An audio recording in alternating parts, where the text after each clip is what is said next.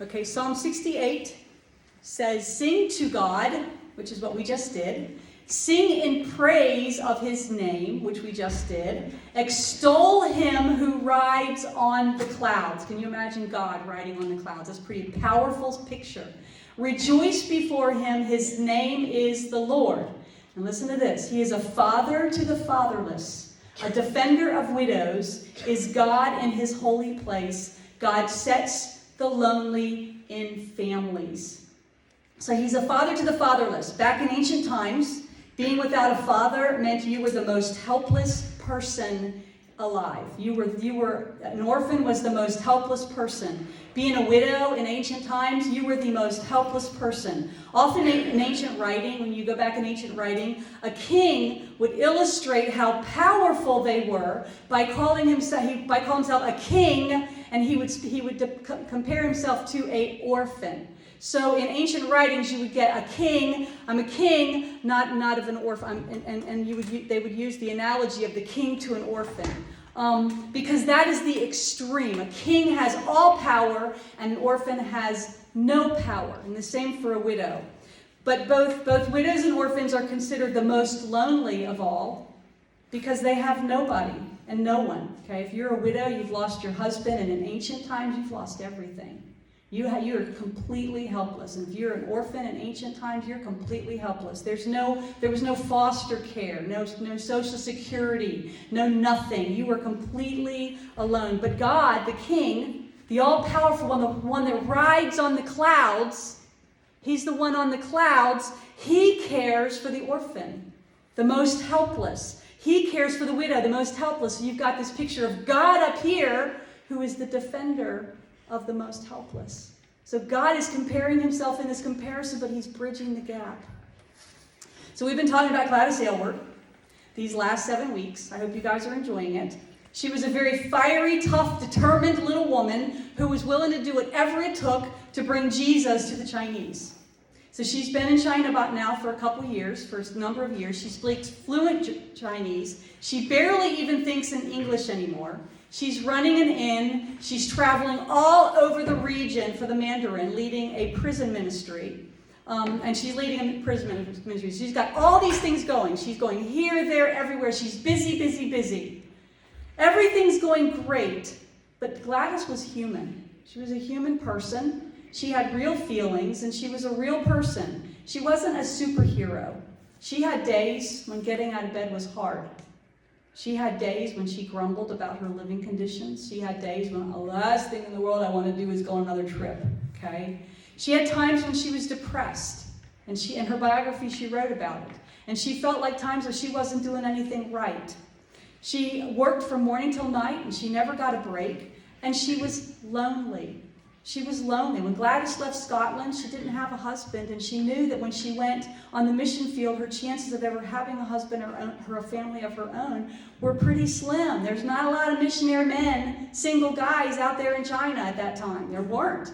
So there wasn't, and where she was, she had no opportunity to meet a guy. She was human. She was lonely. She wished for a family.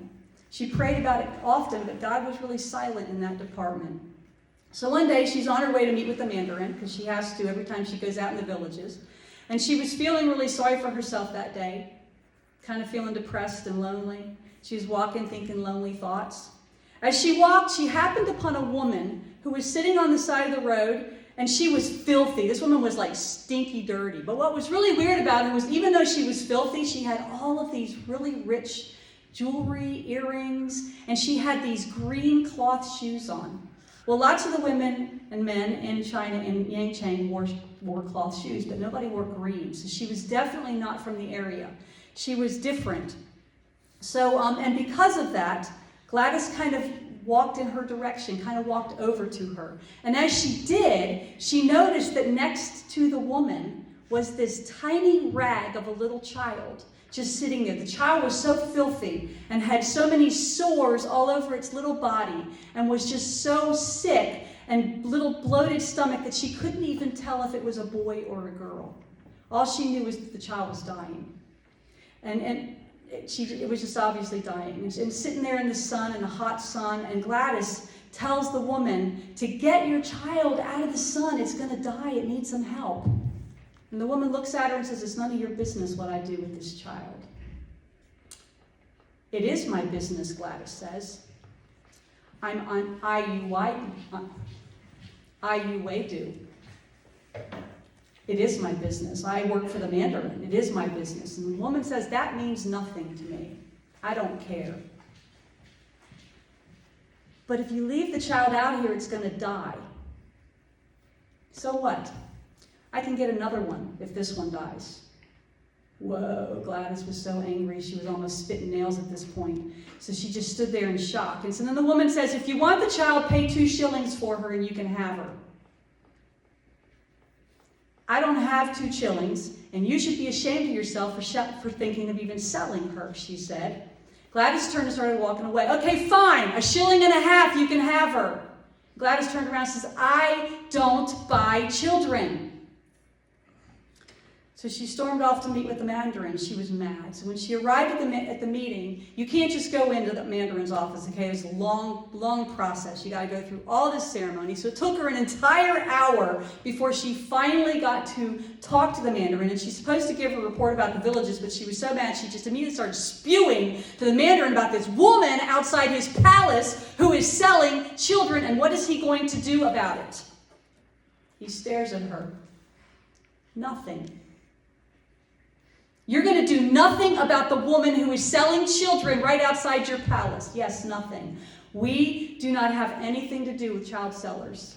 That woman belongs to a very powerful group of criminals who are rich and they're scary. And if we try to stop her, then they will come after us and they will kill us. Then the Mandarin picked up his little thing and he hit the gong, which means you have to leave. The conversation is over. And so now Gladys can't say anything because she's just been gonged. Wouldn't you like that as a mom? I'm going to gong you. Woo! Teachers, wouldn't that be fun? Anyway, so he gonged her, and now she's got to walk out. And so she's walking out, and she's grinding her teeth, and he calls after her. He says, you may not go back to that woman or have anything to do with her. You may not tell anyone about this conversation.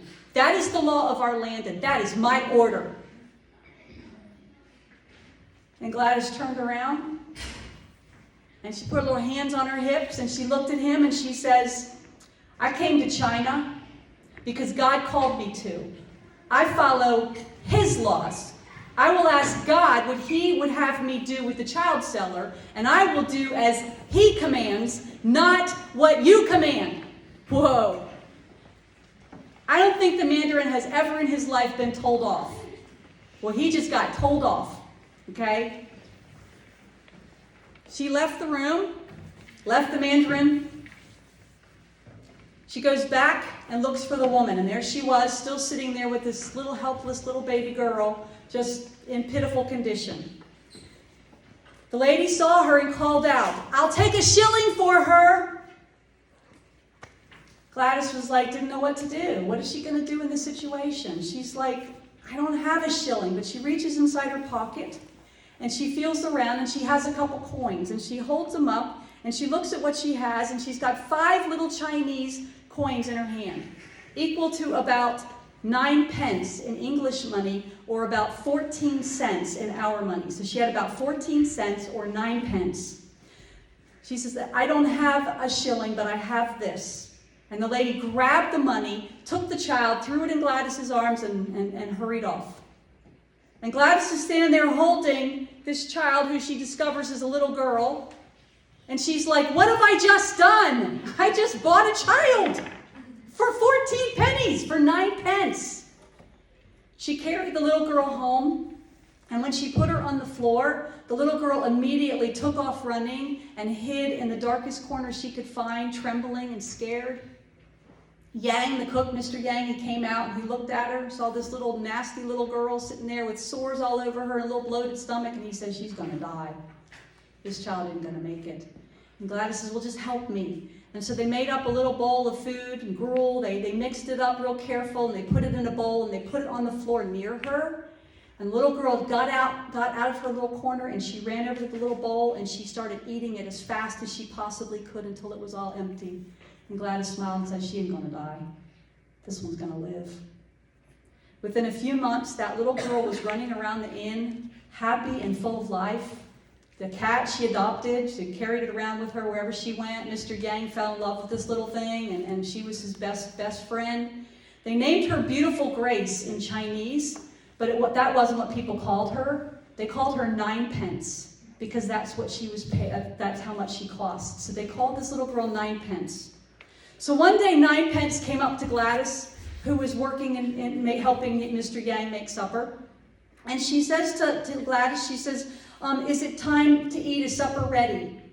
And Gladys says, in a few minutes, go out and play, and I'll call you when it's ready. Will it be good? 9pence asked. Of course it'll be good. It's always good. 9pence looked at her. Are you hungry? Of course I'm hungry. Why are you asking? 9pence looked at her and says, I'm going to eat a little less in my bowl tonight. Will you eat a little less too? Gladys looked at 9pence. Why do you want me to eat a little less in my bowl? Because if we each eat a little less, if you eat a little less and I eat a little less, then we can put that little less in another bowl and we can feed someone who needs a little less, our little less. 9pence, what are you talking about? There's someone outside who could eat our little less in his bowl. Gladys dropped what she was doing and she ran outside. And there standing in the streets was a little boy about 8 years old. And he looked about as bad as 9pence did when she came. He was sores everywhere, a little bloated stomach. He was able to talk, and he told Gladys that his family had been killed in a raid by bandits. And he had been wandering from village to village ever since, trying to get food. He was an orphan. Gladys brought him inside and gave him his little Les, and she became mother to another child. They called him Les. So now she's got 9pence and she's got Les. Not long after that, Gladys is out by the river and she's washing her clothes, because that's how they did their laundry back then. And she hears her 2 children behind her, and so she turns around to look at them, and between her 2 children is this little teeny tiny boy, and they're holding his hand. Who is that? Gladys asked. We don't know. We found him. You what? You can't just find a baby. Where is its mother? We don't know. We couldn't find her. So Gladys jumped up and she starts going up and down the river trying to find this baby's mama. She can't find him. And so she goes to the Mandarin and she's like, with this baby, what do I do with him? And he said, keep her. She's yours. They called him Precious Bundle. His nickname was Boa Boa. So her 4th child came to her because his parents were lost in a flood. His name was Francis. And her 5th child was actually given to her by the Mandarin. He was given an orphan, and he turned around and gave it to Gladys. And so she ended up with 5 children. In order to be legally declared their mother, the Mandarin helped Gladys fill out paperwork in order for her to get her Chinese citizenship. And then she could then officially adopt the 5 children. Gladys was the first missionary to officially give up her British passport and become a Chinese citizen. Besides her 5 legal children, it became known throughout the land that Gladys had open arms when it came to children. And so children were sent to her from all over. So sometimes she would have up to 20 children in her inn that she was taking care of. By this time, Gladys was no longer feeling lonely. In fact, sometimes she wished for a bit of peace, and going out on trips was kind of nice. But God wasn't done setting the lonely in families.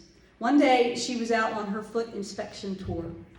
She was far from home in an area that she had never gone before. So she'd been to all the areas, but this area was one that she hadn't gone before, and it was considered very dangerous. So she was kind of hanging close to her 2 soldiers that always went with her, and she was a little nervous, but she went from house to house in the village, visiting the families, telling them you cannot bind your children's feet anymore, unbinding the little girl's feet, and going from house to house. Well, she went to this one house, they knocked on the door, but nobody answered. And they knew someone was inside. And so they knocked again. They said, open the door up, but nobody answered. So they said, if you don't open the door up, we're going to break the door down. And so finally this little old woman opened up the door and peeked out. And they said, we need you to bring out your girls. And she's like, okay. So she, shaking and cowering in fear, she went and she brought out a little girl. Just little tiny girl, 4 years old. The little girl was limping because her feet had been bound, and so she was in a lot of pain, and she was crying. And so Gladys took that little girl, and she picked her up, and she sat down on the kayang that was there, and she started unbinding that little girl's feet. And as she did, the little girl's trembling, but stopped crying. And then she asked for some water, and so she starts washing her little feet. And as she does, she's singing to her.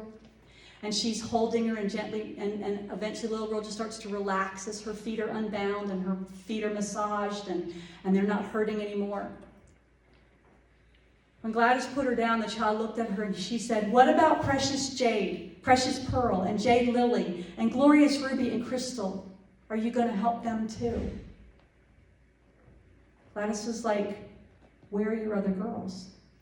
The woman was like, there are no other girls. This is just the only one. And she says, no, there are other girls. And she told the soldier, search the place. And she says, okay. So she goes out and she brings out 5 more little 4-year-old girls, all crying with their feet bound.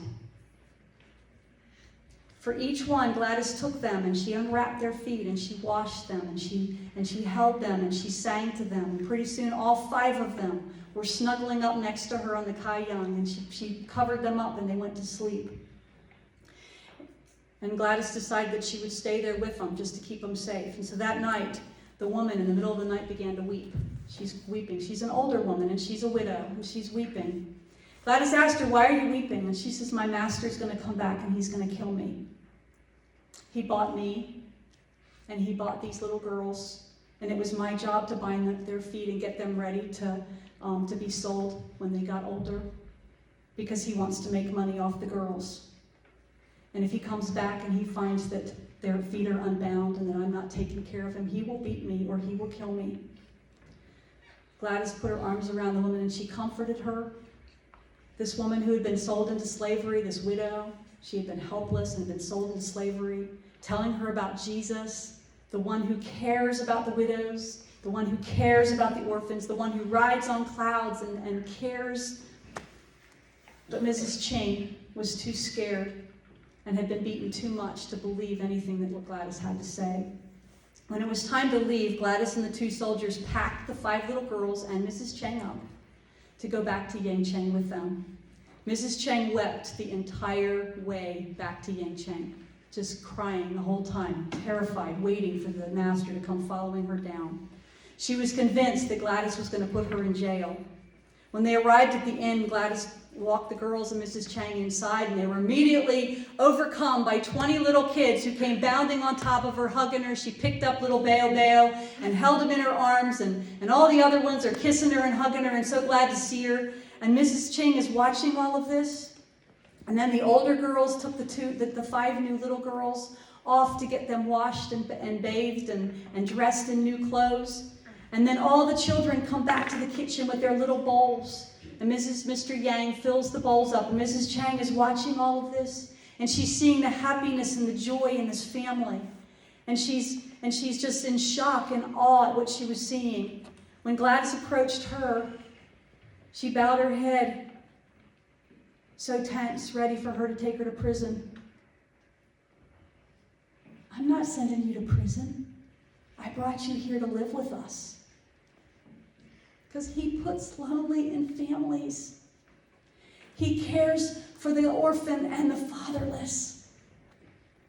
You mean you want me to live here, even though I was hurting those girls? Yes, you are welcome here. I want you because God wants you. Mrs. Chang couldn't look Gladys in the eyes. She was too shocked and struggled to believe. That night, the mule train came in and all the mule guys came in and they all got their food, and then they sat around and everyone listened as Gladys told stories about the king who loved, about the one who cares for orphans and widows. And as Mrs. Chang listened to the desire to have what they had broke inside of her, and she began to cry. And that night, Mrs. Chang came to the Lord. She came to Christ that night. She was freed from the bondage of sin, but that didn't mean that she was free from her master. They actually had to work hard and pay a lot of money to free her and the girls from the man who had bought them. But eventually they were free, so that made them doubly free. He is a father to the fatherless, a defender of widows. He is God in his holy dwelling. God sets the lonely in families. Gladys, the lonely missionary, was used by God to provide a family to the lonely. What a precious picture. Things are going to change for Gladys in the next week. Things are going to happen in the country of China, and that's going to make everything turn on its head in her world. God, I just thank you that as we listen to this story, we can be reminded of what kind of God you are. That you are a glorious God who rides on the clouds. But you are also a defender of the widow. You are also a father to the fatherless. And you love us. You care for us. And I just thank you that we worship you. I thank you that we are allowed to sing praises to you. And I thank you for who you are. For it's in Jesus' precious name I pray. Amen.